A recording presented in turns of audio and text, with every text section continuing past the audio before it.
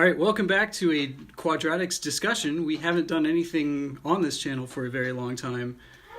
So we've dropped the QGP podcast and we're now doing discussions. So I'm joined by the amazing Charles Fillmore. Oh, well, thank you. And I'm joined by the incredible Zach Tussey. And the equally amazing Doug Glaze. Hello. And so we've all been playing it since launch day, Super Mario Odyssey, in case I didn't say that. And I think we're all unanimously loving the game, but I want to get your individual thoughts on this. Gee, I guess I'll go first. Okay. This is an incredible game.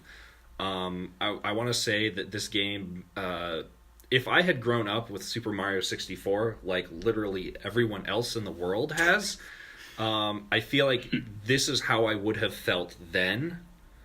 Because it's an incredible experience. It's been so much fun. I don't think there's been a single moment where I was not enjoying this game. I think there were a couple tiny places that I didn't enjoy on my end, but with any game there are points of frustration, but the overall experience has just been such an enjoyable one that I can easily see myself playing this for years and years and years to come. Now, you started on Sunshine, Charles? Was that your first 3D Mario? Yes, Sunshine was my first 3D. Because that was yours as well, right, Doug? I believe so, yeah, if I remember correctly. It was Sunshine.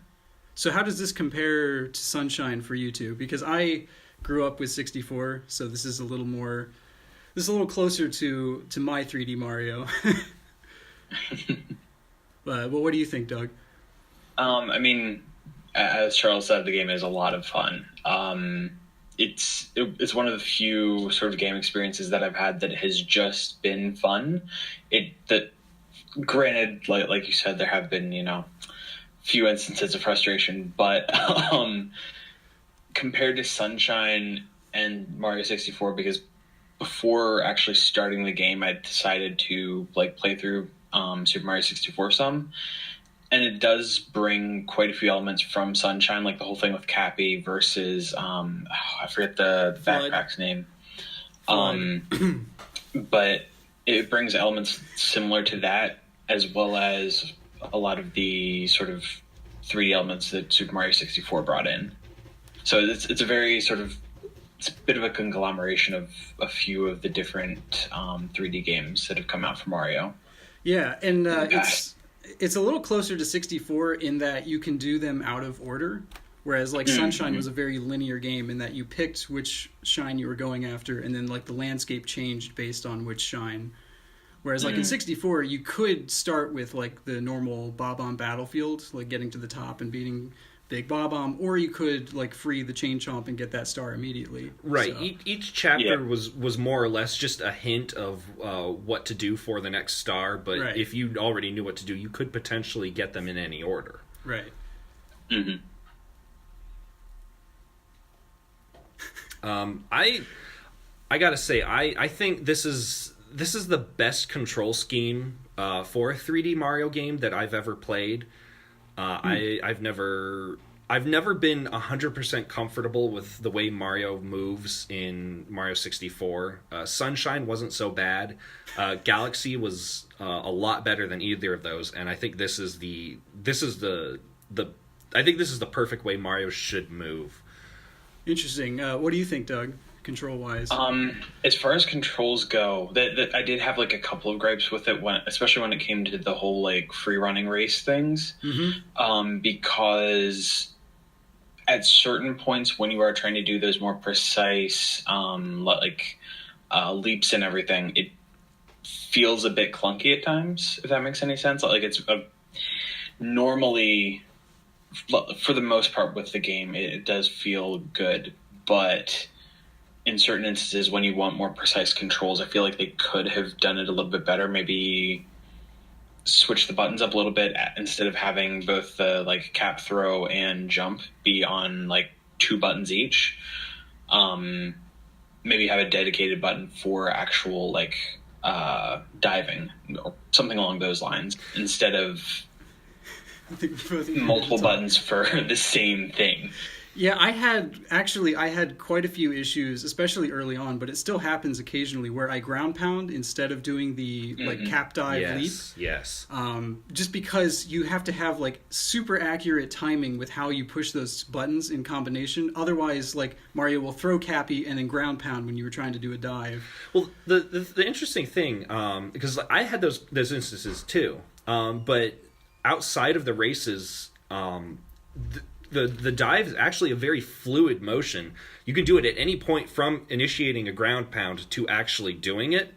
Mm-hmm. So like if you ground pound and then wait until just before you hit the ground, then you can go into a dive. And so it's just being put in those situations where it's like you kind of get a little panicked because you're in a race where you'll make that misstep. So I think there's actually a lot of fluidity with those controls. And I was going to point out, because I grew up with 64, I've started speed running that game. I play through it every year. So those are like the most comfortable, like that's the most comfortable 3D Mario game controls that I'm used to. And I think there were two things that they did wrong in this one that I would still give 64 the edge on. That is the triple jump. I think it's harder to pull off in this game. In 64, if you could do like a double jump right in a row and then just slightly move the stick, and you could basically do a triple jump from a standstill, and that's completely gone because you have to have running momentum now. And also the backwards turn flip, when you're like running in one direction and then you flip to the other and jump, that's really hard to pull off in this game for some reason, and I'm not exactly sure why. The side somersault. Yeah. I thought it was a little tricky. I think it was super easy to do in both 64 and in Sunshine, and I was surprised. It's not so hard, but it's just hard enough that it's different than what you're used to. Yeah. Because Sunshine had that, right? Yeah, Sunshine had it. Okay. Because I think it was even easier to do in Sunshine. Mm-hmm. Well, that was it was almost critical for getting around. Yeah, especially those floodless levels. Right? Mm-hmm. So did you have any, while we're on the slightly more negative side, did you have any gripes with the game overall, so we can get those out of the way? For me, it's a bit of a gripe, but also it kind of makes things a bit easier. But the amount of moons there are to actually collect, it can, at times, like when you're actually first playing through the game, because of how easy it can be to get those initial moons and finish the game, that part is like actually pretty good. But when you get down to it and try to do like the actual completionist stuff, it can get so annoying trying to go through and find and like pick up every single moon because of how many there are and how just at times they can be kind of randomly placed, or the solution may not be not particularly intuitive. Yeah. Charles and I were just talking about the flying taxi. Oh yeah, keep an eye out for that one because it shows up in different kingdoms. Oh yeah, I've already found it in like 3 other ones. Oh, okay. Wow. So if you see the binoculars, make sure that you're checking for that. Yeah. Yeah, it's like one of the cap ships, but there's a taxi on it, and it'll be like way off in the distance, and you just have to zoom in and stare at it for a bit, and then a moon drops out. So I feel like they just kind of got desperate to fill in at some points. Yeah. And I feel like for that kind of stuff, they should give something lesser than a moon. Like there should have been some like, sub-moons, like those like fifths of moons maybe, or purple coins for that. I feel like there's some that just aren't, like they kind of diminish the reward that you get. Like when you just run over to a glowy spot and ground pound and bam, there's a moon. I wouldn't say purple coins just because those are hard enough to find as it is. I've been in Bowser's Kingdom all day today, and I finally found the last 3 coins. If you have a Bowser amiibo, apparently you can scan that and it gives you hints. Really? For the purple coins? That's what I've heard. I haven't tried it yet. Oh, wow. See, this could have been so much easier for me, but no, I don't have it. I only have some amiibo cards from Animal Crossing. I use that. The lovely amiibo? Yeah. Well, it was the lovely amiibo, then the cool amiibo, and then the mysterious amiibo. And they were all...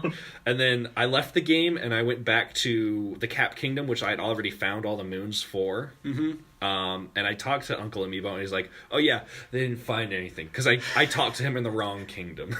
Oh, okay. Have you tried using Uncle Amiibo, Doug? I know you have. You just bought an Amiibo, so... I just have one. I don't know, like, can you use Amiibos from other franchises like Legend of Zelda? Because the only one that I have right now is the Archer Link. Yeah, it'll any of them work. And if they don't know like which one it is, like we were just joking, it'll call it like a lovely Amiibo. Okay. All right. I will have to try that then. Yeah, it gives you a 5-minute cooldown basically, where it has to send it out to search for a moon, but it works the same way as paying for one. Mm-hmm. You just have to wait longer. But I feel like that's a good trade-off, because the main point of this game is that it's a sandbox. It's a game for you to run around, play, experiment, have fun, goof off. So it's not a big deal having to wait those 5 minutes while it looks for your power moon, because you can, while it's doing that, you can go off and it's like, well, I wonder what's in that corner over there, or I wonder what happens if I try to like reach this ledge without like maybe capturing an enemy, like maybe what happens if I try to just jump there myself. Yeah. And I feel like that plays into this game's strengths. Yeah. So speaking of the capture mechanic, what did you guys think of it overall? Starting with Charles, we'll be more specific. Okay. So that E3 rolled around and it unveiled it was like halfway through the trailer. It's crazy that we didn't know of it before. That's what's like all we knew was like, oh, Mario's got a new game. He throws his hat and you can jump on it. Oh, that's so cool.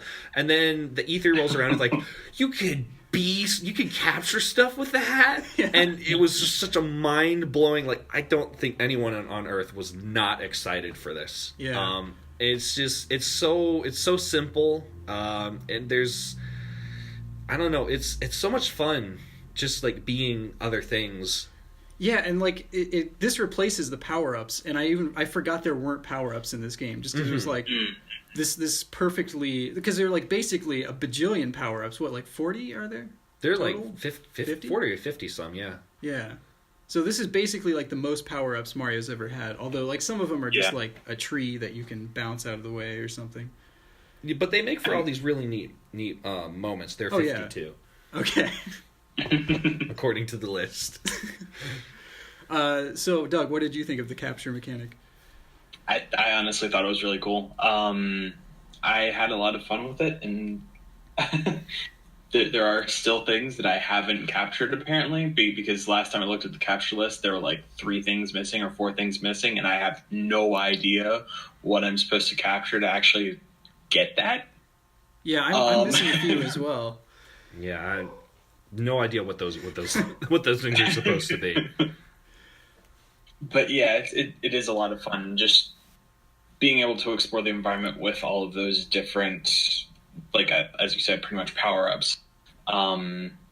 With like the Hammer Bros, with the like the whole like jump mechanic with them. Also the whole like thing with the Goombas and ice, that came in handy a lot. Oh yeah, and making Goomba stacks is just like stupid fun. It's such a great joke, but I love it's just so much fun. Anytime you see a gaggle of Goombas, you're like, I'm gonna make the biggest stack. And I like that they incorporate those into puzzles. Mm-hmm. There's actually a couple like mini boss fights where you have to use the Goomba stack. Oh yeah, I've only found the one in the Wooded Kingdom, but. I can think of one at the very, very, very end of the game that I'm not going to say like anything about, but in order to get like an extra little bit of stuff for like that kingdom, there's a very large Goomba like mini boss fight that you have to do that really annoyed me for a while until I actually got sort of the hang of it. Do you know which one he's talking about? I think so. Is it like the very, very last part? Yep. That part's actually optional. You can just skip right past that. You You can, but if you want that like extra heart like container, Yeah, but if you get Which- good, if you get good enough, then you can just like you could skip right there because Yeah. it's that part's tough. I don't know. You haven't gotten to that part yet. I just unlocked it. I haven't been to it, but you told me basically what it is, so I don't really mind unless it's like super spoilery. It's not really that spoilery. Yeah, so go ahead. Yeah, if it's really not as hard as it looks. It takes. It's just like with Champions Road. It just takes some practice. And, No, Champions Road takes way more than just practice. Champions Road takes dedication. Takes like hours of your life. Because the controls in 3D World are so bad that it makes it like you don't really notice it because that game is really easy up until that level, and then you're like, oh, the controls are just not good here, and then they demand like the most difficult 3D platforming segment of all time. Anyways, moving back to Odyssey, what did you get? What were your favorite captures in the game? Ooh. Why don't you go first, Doug? I still need to figure this out. That's actually kind of difficult. I think for me, it would probably either be both of them are ways to get around maps fairly quickly or easily. Either Bullet Bill or the fireballs in the Luncheon Kingdom. I found the fireballs to actually be super handy to get around, just because pretty much everything is lava. So the fireballs helped out a lot with that. Yeah, those are really nice. I also enjoyed the birds in Bowser's Kingdom. The Pokios. Yeah, those are a lot of fun, and the Frying Pan Brothers. I don't know why. It's just like stupid fun to run around and. Oh, I love those, especially because like I wasn't a huge fan of the motion controls, but you have to admit that it is kind of fun to furiously shake your controller and just throw this huge torrent of frying pans. Yeah. Since I was mostly playing in handheld, like just just in my daily life, it was just furiously shaking the entire thing. Yeah, like, that's my that's entire been Switch me. was just... That's been me too. Yeah, why don't we actually talk about the motion controls for a moment? Because my general opinion of them is that they don't need to be here, and I wish they weren't. There's really no reason like that they couldn't have made that a button. And there's just certain play styles where that doesn't work as well. Like if you're holding individual Joy-Cons, it's a little better. But for the most part, it's just, especially like you said, in playing in handheld mode, that's like so frustrating to have to shake your entire system. Yeah. Well, especially for things like there are certain challenges where, like for the Bullet Bill, where you can accelerate even faster by shaking the Joy-Con. But if you're holding the system, you're like moving the entire screen, and that's something where you need that constant precision. And when you're shaking the screen, you can't constantly make sure that you're facing the right direction. Right. Yeah, and I typically forgot that I could do them. Like there were certain things I'm like, oh, how do I get that? Or how do I get over there? I'm like, oh yeah, there are motion controls. And like they just give you a little bit more than what you can normally do with a button. But it's like sometimes you need that. And that to me was frustrating. Especially the fact that you needed to like shake the controller left or right to do the cap spin. Yep, I was actually about to mention that because in handheld mode that you basically have to shift the entire system like to the right or to the left, which can get frustrating if you want to do the cap spin. The alternative to that is you rotate the analog stick like in Sunshine where you do that spin move, right? And then you throw the cap, but that's awkward to throw off in tight spaces, right? Yeah. Yeah, so if you're surrounded by enemies, that's not a good alternative. And I found that it was very imprecise at reading the like sideways motion. Like so often he would like throw Cappy in the air and then I'd get hit by something. Like if I were surrounded by something and I needed to do the cap spin quickly, I found it was like only about, it was at least like half of the time it would screw up and do something else. So I mean, it felt like we went back to like the Wii Waggle era for some of these things. Yeah, it's almost like they're kind of trying to make a case like, hey, remember we made these cool controllers that got motion sensitivity, huh? And they're still trying to make it a thing. They like mean I don't. It almost feels like they're kind of trying to justify it. I feel like there are uses for the motion controls. I don't feel like this is a game that particularly utilizes that. Right. I think the only spot that I liked it was controlling what were the tank things called? I don't know. I don't remember. What they're actually but anyways, controlling the tanks and aiming. I always like motion controlled aiming. I feel that's way more precise than analog sticks. So, but that was the only time I liked it. Sherm. Okay, Sherm, apparently. Thank you, Charles, for looking that up. Honestly, another thing that I found kind of helpful with motion controls was probably whenever you throw the cap and you just like shake the controller slightly to home in on like the next enemy, basically, the next capture enemy. That's true. I forgot to use that, but I found that move super useful for the ones where you're chasing the rabbits, because it slows them down just long enough for you to catch them. Exactly. And if you I sort of came up while playing it, while trying to capture the rabbits, basically just throw the cap and there's basically like a small radius around the rabbit where it won't run. So you throw the cap, shake the controller, it hits it, and then you can actually go and capture it instead of trying to run around and hit it with the actual, like, just hit it with the normal cap throw. I never thought to do that. Easier with that. I literally never thought to do that. Well, now you know, and you're just that much stronger, that much closer to winning the battle. Yeah. Now you know, knowing's half the battle. G.I. Joe. So I actually found, as far as like the little gimmicky things they threw in, I actually liked the HD rumble in this. What did you guys think about it? Yeah, I thought that was a neat touch, because I would all the time be finding secrets in the ground that, like, I feel like in any previous game would be well, no, I guess the 64 had the rumble pack, so I feel like that's a feature they definitely would have included. Yeah, it wasn't out at the time, but I didn't really find it too gimmicky. I thought it was always for me, just like happening upon moons was so much fun, because it was like, oh yeah, because this game does such a good job of rewarding your exploration. Like anything that you can think to do, like, I'm gonna go see what's just over that place I can't normally get to, and you get to the top, there's like a huge pile of coins. But back to the rumble. Sorry. Yeah, I thought it was really good, and I got just like that nice sort of I guess feeling of reward whenever like I happen to discover it, or like because the game does a really good job of making like those tiny vibrations whenever you jump and then land or like bump into something.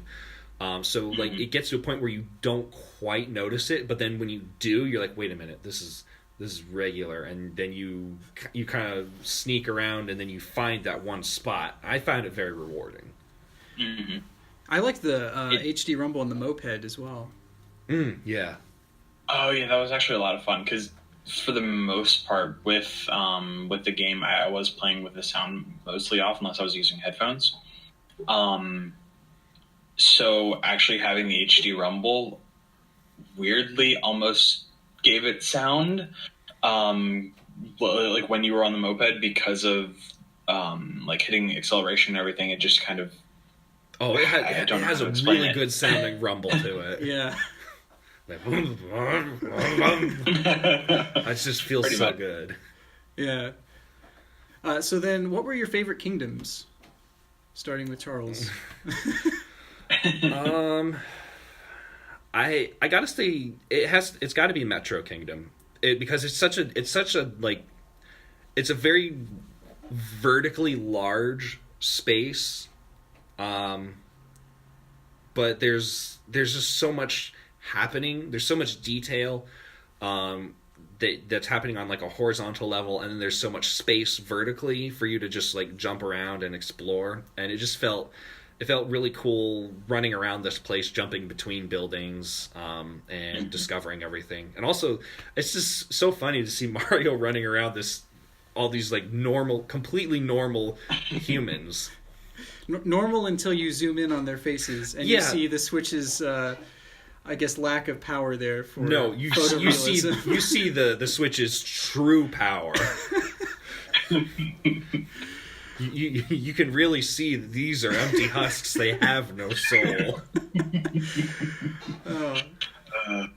So besides the Metro Kingdom, what else were you like? What other ones did you like?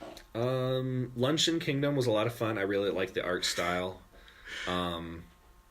of that one. I'm laughing because I know what Doug is going to say about that. Lost Kingdom really surprised me. I thought that was an interesting turn in the story. So I like it for its complete, for like the way that it completely subverts the entire art style that it's had up to this point. Mm-hmm. And those Wiggler things are just beyond fun. Oh yeah. Oh no, sorry. The Ruined. No, I was thinking of the Forbidden Kingdom. The hyper realistic Dark Souls. Oh, okay. Yeah. That's the one I was thinking of. Lost Kingdom was a lot of fun, and the Wigglers were great. Okay. The Bayonetta Kingdom. I thought it was more like Dark Souls because it just had that like burned ashen look to it. I guess. And it was also, like I haven't played Bayonetta. Well, I haven't either, but just from like the stuff I've seen, that looks very like Castlevania Lords of Shadow / Bayonetta style to me. That was. I actually did not like that kingdom because it just wasn't fleshed out at all, and I didn't think that dragon boss fight was very like well earned. I guess because there was no build up to it because you already saw the thing take you down. I don't know. Like I said, I just liked it simply for the fact that it was completely different from everything else. You know, everything has been very colorful and lively, and then there's like this very hyper realistic weird kingdom. Yeah, no, I liked the art style. I just wish they had done like a real kingdom rather than like a boss fight arena. Yeah, like a couple of ledges and then a boss. Yeah, the boss fight was fun though.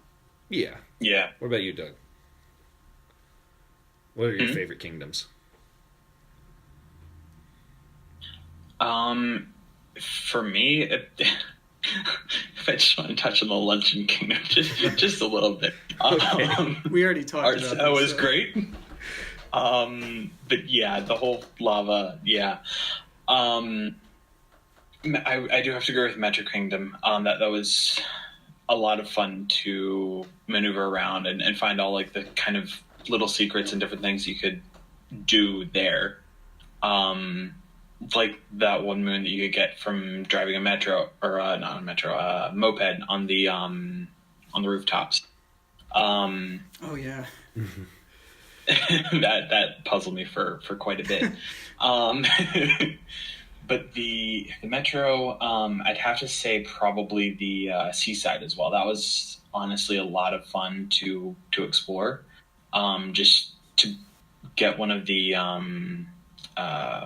fish and just go around and just see all that there was underwater was a lot of fun. Mm-hmm. It's a very pretty kingdom down there.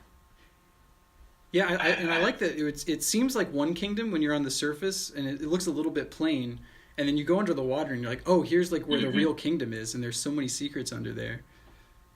So. Yep. I feel like there was one other. I don't know if I can get into it, but the last kingdom that you go to after Bowser's, and then like the last one. Not going to say what it is, not going to say anything along those lines other than it's one after Bowser's. I had a lot of fun with that one just because of the mechanics of it. It was a lot of fun to explore. I guess we haven't, like, we've talked about some spoilers. Should we just make this a full-on spoiler cast? I mean, it's up to you guys. I mean, the three of us have all beaten the game, so this is just us like giving our thoughts on the whole thing. So if you're okay with talking about it, I don't have any qualms. Okay. in that case, the Moon Kingdom. The gravity and everything, just all of those different mechanics, it kind of changed the game up a bit. At least for me, it was a lot of fun to sort of explore the different areas that it had to offer. Yeah. Well, and it feels so weird after you spent a significant amount of time hunting down moons in the Moon Kingdom, and then you go like in the caves, or you go to a different kingdom, and suddenly, oh, gravity's normal, and it kind of takes you a moment to get used to that again. But it's definitely a lot of fun. Yeah, so for me, I did enjoy the Metro Kingdom, but I actually didn't love it as much as I think everyone else seemed to. I actually like the Sand Kingdom more than that. I'm not exactly sure like why specifically, but I guess I just liked a lot of the moons there. I think what makes the Sand Kingdom good, and sorry to like jump in. Oh, that's fine. I think what makes it good is that it's it's an expansive kingdom, but it doesn't feel empty. Like there are hills that you can roll down, and there are towers to climb, and the ruins take up like a good portion of it. Yeah. They make up the main focus. But at no point does it feel like you're lost in a desert. Right. There's really like something for every block of the map. And it's just, I don't know, it's really fun to navigate the Sand Kingdom because of all like the hills, so you can like roll down anything if you don't already have Jaxie. Yeah, I spent a lot of time there, 100%ing it, and that was actually pretty difficult. But I enjoyed it the first time through, but I think like when I went back and got the rest of the moons, I think that's when I really started to love that kingdom. And I like the Lake Kingdom. I feel like a lot of people don't like that one, but that was one of my favorites, just like stylistically. Yeah. I wasn't too into the Lake Kingdom the first time I was there, kind of like you were with the Sand Kingdom, where it was just kind of like, okay, this is the next kingdom.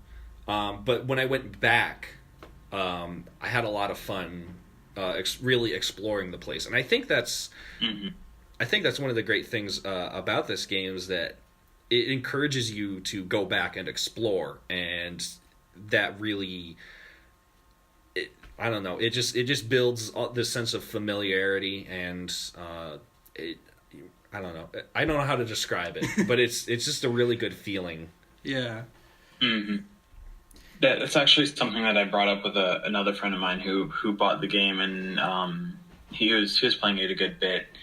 And when I told him that I had like almost beaten it, that I was already to the Moon Kingdom, and that like I was almost done with it, he was like, "Did you not take any time to savor it?" I'm like, "I've been playing this for probably 20 to 30 hours at least at this point. I've taken time to savor it, but also you can go back whenever you want and continue to savor it and continue to actually like get into it and find stuff that you didn't see before, and like look at things in a different way that you might not have seen before if you didn't have experience with the later kingdom." Right. I think like beating the game is really only about a third of the game. Mm-hmm. I'd say it's maybe a quarter. Well, as far as total moons, yeah, I'd say like, I would think in overall content, honestly. Okay. I felt like I really wanted to finish up the story so that I could have access to every kingdom and just have fun. Yeah. I really wanted to, have everything available to me so that I could spend as much time not worrying about, I got to get all these moons so I could go to the next kingdom, I wanted to be able to go to whichever kingdom and just take as much time really exploring it.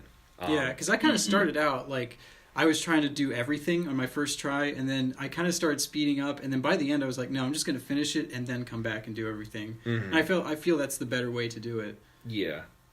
That's what I've heard other people say. Yeah. That it's a good game. Don't like try to race, or don't try to like 100% it from the get-go. Like finish the story and then go back and 100% it. Because I mean, there is stuff that you're not. If you wanted to 100% it, you're going to have to wait until the end of the game to actually be able to do that.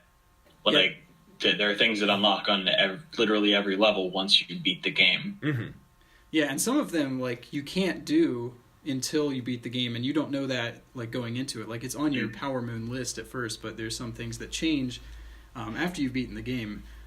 I think it's kind of cool that they like put in a lot of the NPCs that are then like visiting the worlds after you go back to them. Oh, I loved that. Yeah, so you start to see like some of the like natives of other kingdoms coming over to various like different kingdoms because like they're on vacation themselves. So, and given that was the theme of the game, That was easily one of my favorite aspects of this, is going back and seeing everybody visiting every other kingdom. Yeah. It just felt so great. Like everyone was just having a good time.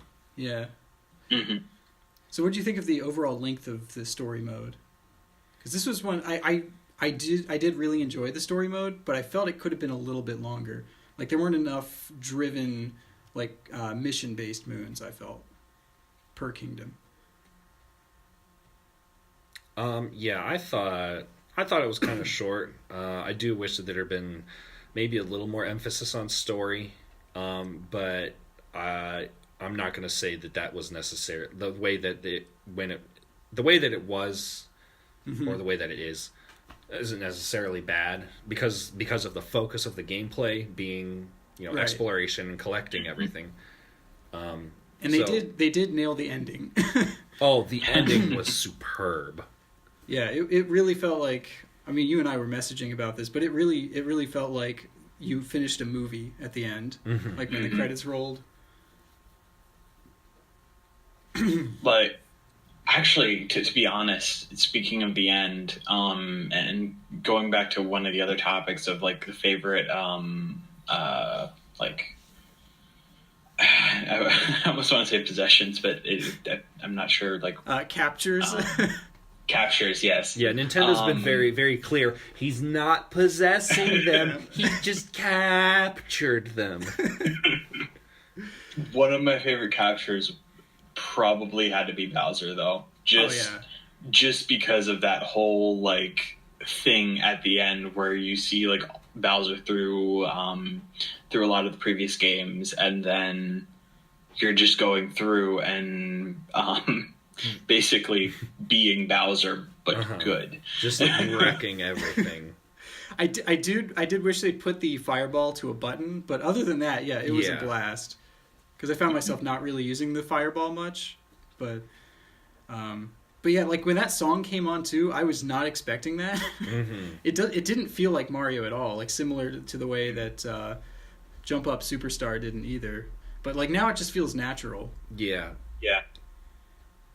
Oh, the festival. What did you guys think of the festival? Oh, that was easily the best part of the Metro Kingdom.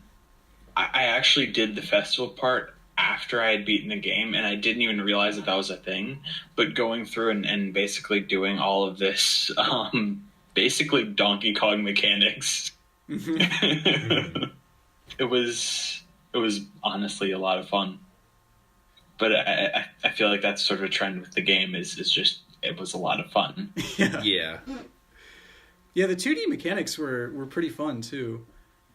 I do wish they let you use the D-pad, but other than that, I thought they were really good. And like when you started to like run up walls too, it kind of felt like 2D Galaxy at times during the festival. Yeah, those bits were a lot of fun. Yeah, and just like having like Pauline and her band there like singing in the background while you're doing it was very cool.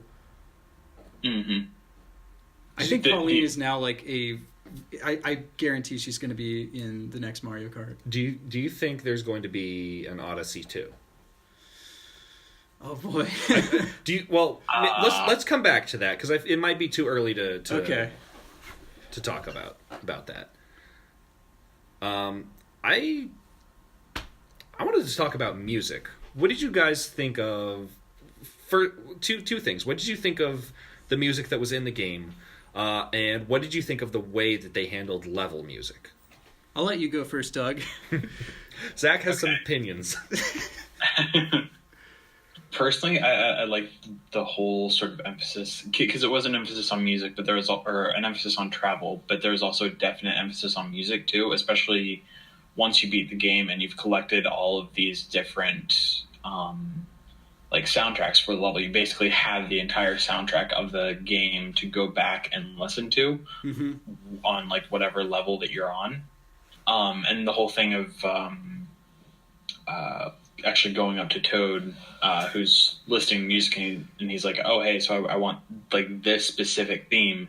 Can you find this in like all of the music that you've listened to?" It's just I liked it because a lot of the music fit with a lot of the different levels, and it just, I don't know, it was fun. I guess you could say it did add to the fun of the game. Was Yeah, I thought the soundtrack was phenomenal. I think what Charles is bringing up though is one of my issues with it is the fact that music doesn't play when you first enter a lot of kingdoms, and you'll go through them and it's just like ambient noise and like the sound of Mario jumping, and then like when you get to specific parts of the level, then you'll start to hear the music, and then but when you leave it again, the music goes away. So there's just whole parts of the levels that are just completely musicless.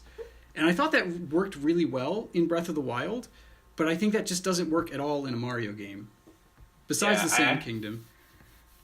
Honestly, I didn't notice that. Like playing through, I'll have to like actually go back and listen to it a bit closer. But I didn't notice that, so it's interesting.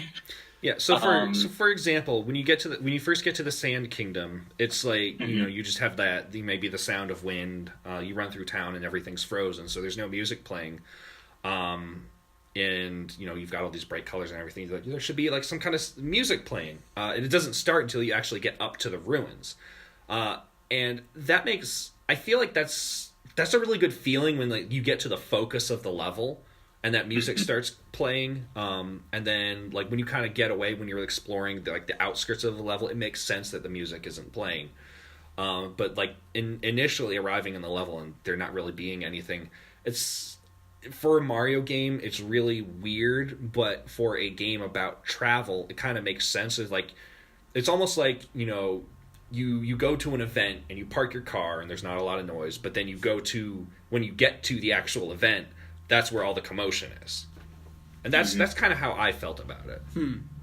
I mean, I thought they were just like, for instance, the Lake Kingdom. I thought that was a completely wasted opportunity because the entire first part of that level is just ambient noise. And it sounds really weird, and it just feels out of place in a Mario game. And then you go in the caves, and there's like some light cave music.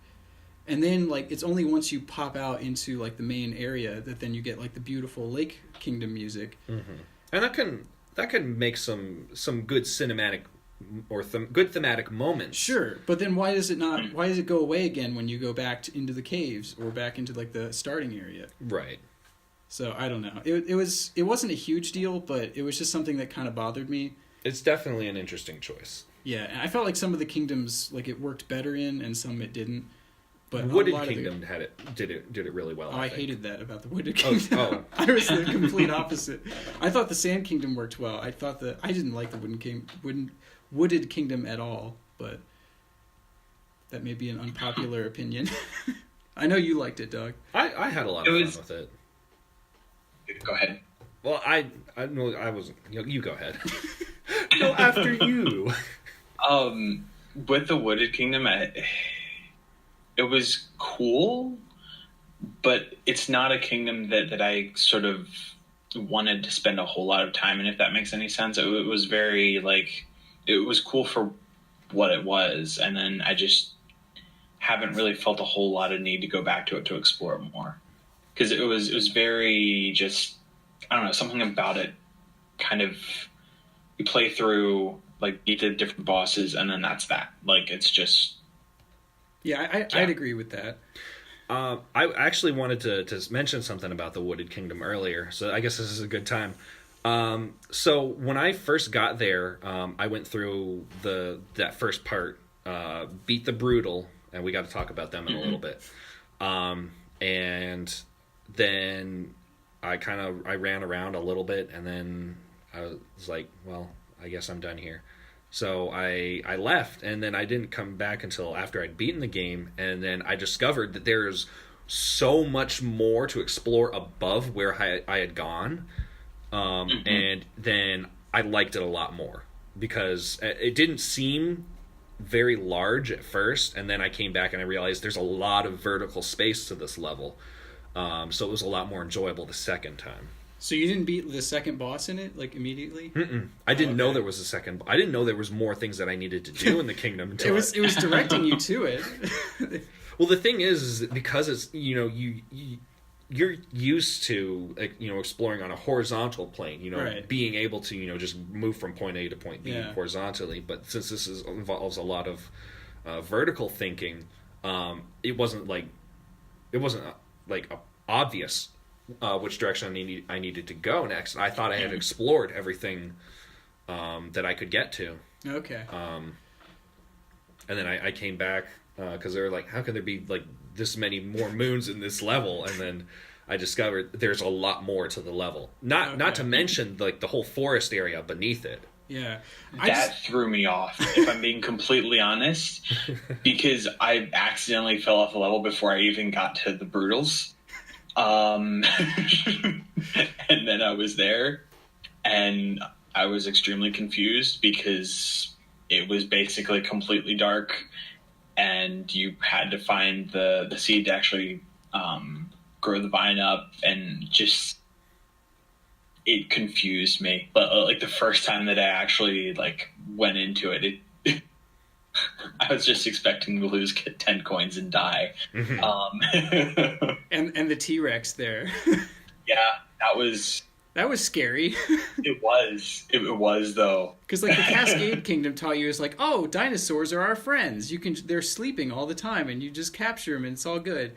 And then you meet this Top Hat one in the underground. You're like, oh, and it just like charges at you, and it's super fast, and it's really hard to knock the hat off of it.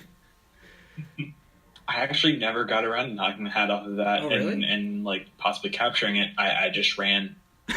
Well, ran. There are at least 2 moons that you need the T-Rex for. So if you're going for that 100% completion there. I don't know that I'm going to do the 100% completion because of the free running, but yeah. Or the jump rope. Oh yeah, jump rope too. That just that. I managed. I don't know if it was. It has to have been just dumb luck, but I managed to get both moons in a single try, and it was my first try. Oh wow! So it has to be dumb luck because there's no way that that's possible. Oh, it took me so many times to get the first moon, and then it took me a whole lot more to beat your score. I mean, it took me one try to get the first moon. Still haven't gotten the second moon. Like I did get the first moon on the first try because I was just like, oh, this is fun. I have to wonder. Okay, I got the first moon. Okay, it's speeding up. Okay, this is So all right then. I have to wonder because I did this with the volleyball thing in the Seaside Kingdom. Cappy moves a lot faster than Mario. So what I did is I set it up with 2-player controls, and I did Cappy for the volleyball. So I wonder if for the jump rope you can just set Cappy as the one going over the rope, and since Cappy doesn't touch the ground, I wonder if there's a way to fake out the jump rope. So cheat. Yeah. So you cheated to get that volleyball score that I worked so hard to beat. I mean, it's not technically cheating. Technically. I spent like a whole hour trying to beat your high score. And I eventually did by like standing in the middle and throwing Cappy every time I saw like the shadow pass overhead. But anyways, we should probably start wrapping this up. So do we want to go to your question of what's next for Odyssey? Let's mention the Brutals and then we can talk about that. So they're the new Koopalings. Yeah, I liked these guys. I thought they were great. I love the design. They certainly had a lot more personality than any of the Koopalings have ever had. Yeah. I liked 2 of them. I liked the tall one, and I liked the female one. But I thought the other 2 were just kind of generic. They looked like Koopas with rabbit ears. Yeah. But, yeah, they were decent. I thought they were pretty... I thought they were not the best boss battles in the game. I thought, like, the best ones were the ones where you captured things, like the Sand Kingdom boss, where you have to capture his hands. Mm-hmm. That was a blast. Mm-hmm. That was a lot of fun. Or the Wooded Kingdom had the... like UFO thing. Mm-hmm. That was fun. If I remember correctly, that was, how I was talking with you, I think it was yesterday or the day before, about going back and, like, from the Mushroom Kingdom and doing, like, the harder boss fights. Mm-hmm. There were only a few that I did the harder boss fights of. The dragon, the Wooded Kingdom one where you actually, the UFO thing that's collecting the flowers. Yeah. And I feel like there was another one. Oh, the head with the hands, like the fists. Yeah. Those were the 3 that I actually went back and did from the Mushroom Kingdom, and still had a lot of fun with them because they did sort of add that extra bit of difficulty. Yeah. Mm-hmm. Yeah. The extra boss fights were a lot of fun, for sure. Yeah, I just started trying to do the Dark Side Moon, where you have to battle all the Brutals like in a row. Oh, that low gravity does so much to make it harder than it should be. Oh yeah, even with ground pounds, I'm like constantly missing. Mm-hmm. You have to like stumble them with Cappy. Yeah. Did you have any other thoughts on that you wanted to mention for the Brutals? No, I just think I'm so glad that we now have mid boss characters that are unique and interesting. Yeah, especially Madame Brood. I feel like there's a lot of opportunities for future games to really expand that lore. That Mario lore. Yeah, that good old Mario lore. That canonical Mario lore. Yeah, I thought they were definitely a breath of fresh air. Yeah, I was just so glad it wasn't Boom Boom or the Koopalings. Mm-hmm. So I guarantee you they're going to be in the next Mario Kart as well. Yeah, as characters. Just as long as we don't, get the Koopalings and the Brutals and all the babies and then the baby Brutals. Can we please not have any more baby racers? Why are they in the game?